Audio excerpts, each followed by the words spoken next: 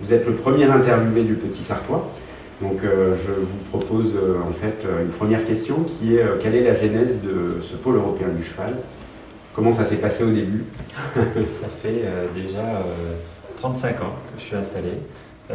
J'ai commencé à travailler jeune puisque j'avais 18 ans.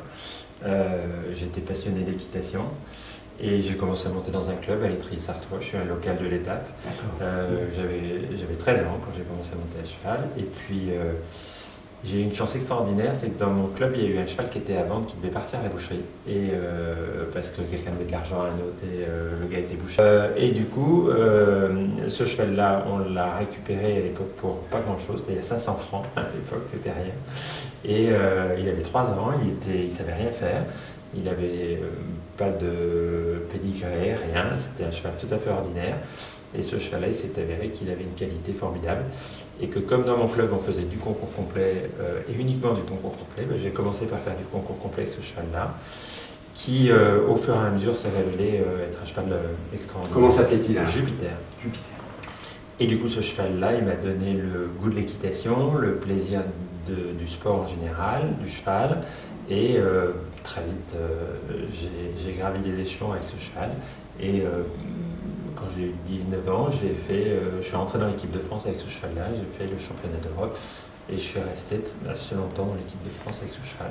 Donc c'est ce qui m'a donné l'envie d'en faire mon métier et de mettre le pied à l'étrier. D'accord, et donc le pôle européen du cheval, anciennement Bull Ridge. Oui, quand je suis Vous l'avez démarré en quelle année? Je dirais dans les années 84. Il n'y avait pas grand chose, il y avait 8 box et il n'y avait pas de carrière, donc j'ai tout construit au fur et à mesure.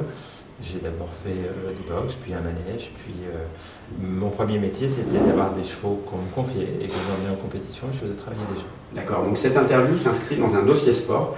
Donc il m'apparaissait important de faire une place à l'équitation, qui est quand même la 4e fédération du sport en nombre de licenciés en Sarthe. Et est-ce que vous pouvez un peu m'en dire plus sur le cheval et cette passion que vous avez et quels sont les avantages de l'équitation? C'est une filière très importante, pas toujours connue de tous parce qu'on connaît plus les sports collectifs.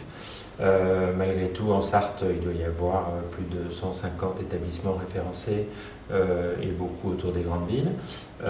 On peut monter à cheval pour le prix d'une place de cinéma. Il y a des forfaits qui sont pas chers. On peut faire de l'équitation scolaire, de l'équitation de groupe.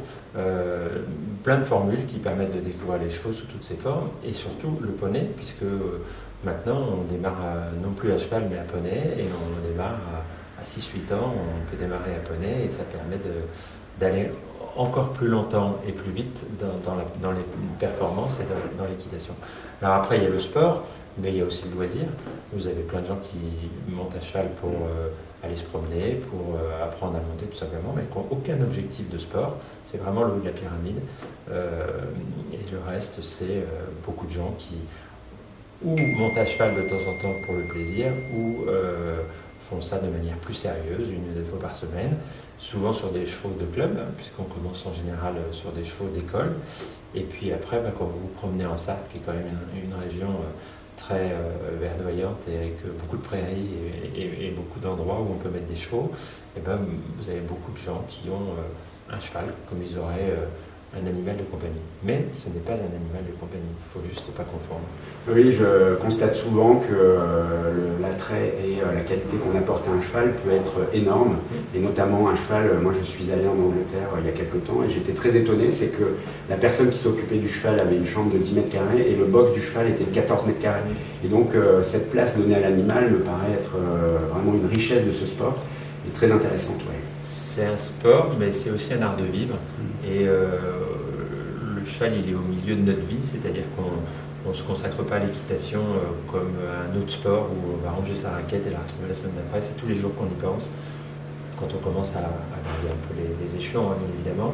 Et il faut travailler tous les jours, il faut remettre le couvert, il faut donner confiance au cheval. C'est beaucoup de temps passé. Et puis, oui, on consacre sa vie à ça. Certainement plus qu'un autre sport. C'est ça. Alors, expliquez-moi un peu vos installations. Donc là, on voit le grand manège sur notre gauche avec des tribunes, du spectacle. En gros, est-ce que vous pouvez nous présenter vos infrastructures? Parce qu'il y a beaucoup de choses. Alors, le site il se développe sur à peu près 45 hectares aujourd'hui, avec 5 pistes extérieures, 3 manèges couverts, dont 2 de compétition, 22 boutiques qui sont réparties tout autour du site, 2 restaurants, un restaurant panoramique et une brasserie, 120 couchages avec des cottages et des appartements individuels. Et finalement, notre activité, c'est aussi bien le sport, l'organisation du sport équestre sous toutes ses formes, c'est-à-dire aussi bien concours hippique, mais aussi dressage, voltige, horseball, que l'organisation de séminaires la semaine avec des entreprises qui découvrent un site qui est un petit peu en dehors des normes.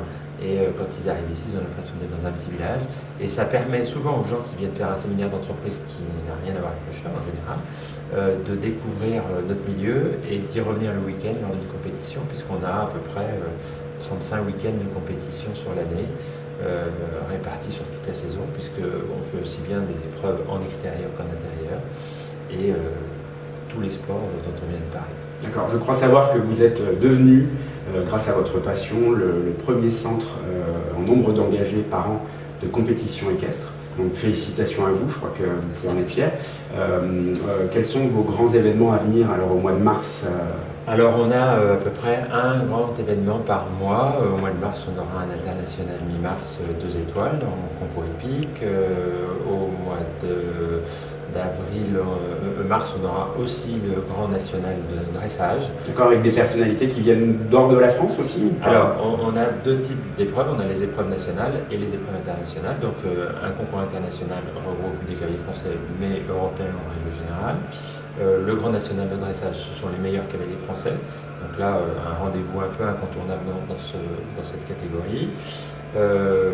Au mois de cet été, on aura les championnats de France de voltige, début juillet. On aura les championnats de France en concours hippique amateur au mois d'août. On aura un sport que j'ai oublié, le horseball, au niveau de la Champions League au mois d'octobre. Et puis toute une série de belles épreuves de concours hippique de haut niveau. Nous, notre idée, c'est de faire venir le plus de gens ici. On n'a pas d'entrée payante. Je souhaite que les gens découvrent notre sport. Et quand ils le découvrent ici, après, ils vont régulièrement s'essayer dans un club, dans une écurie et autour de chez eux. Donc ça leur donne le goût d'essayer, parce que quand on est sur la piste et qu'on voit un cheval qui saute 1m40 ou qui développe des allures en dressage incroyable, et ben on a envie de se dire pourquoi pas nous.